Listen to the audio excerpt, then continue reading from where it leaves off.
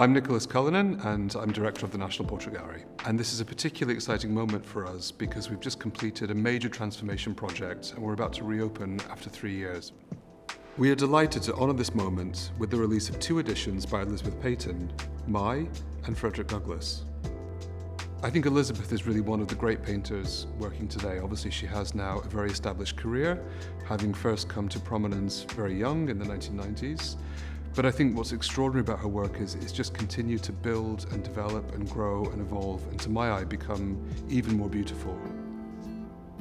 Elizabeth takes inspiration from many sources for her work. It's often quite hard to predict what type of work and body of work she's going to make next and where her inspiration will come from, either from drawing or painting someone from life, or indeed looking at historical sources, whether it's making paintings after other paintings, which you have in the case with her portrait of Omai, or indeed looking at photographs, as is the case with Frederick Douglass.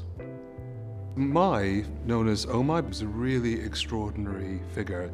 He was from Tahiti and he actually came back to the UK on Captain Cook's second expedition, and he spent about 2 years in London and became the toast of Georgian society, and of course was painted by Reynolds.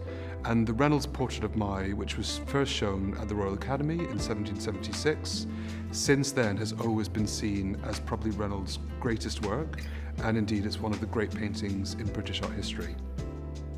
There's a very special story, which is that Elizabeth came to see the original painting of Omai by Reynolds back in December, and I think like anyone would, fell in love with it. This is when it was locked away in a gallery here when we were trying to fundraise to save it. First of all, it's the quality of the painting, one of Reynolds' greatest works, if not his greatest work.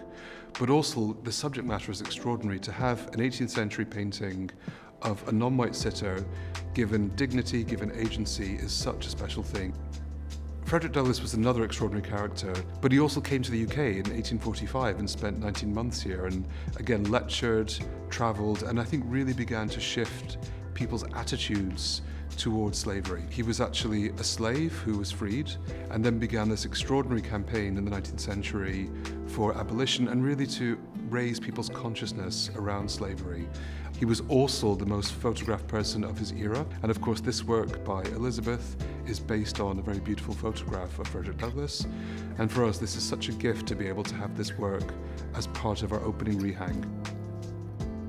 One thing I love about this partnership is really about making art more accessible to everyone, and that's one thing that's really a cornerstone of why we've done this project. It's to welcome a much wider and more diverse audience to the gallery and to make them feel that this is a place for them.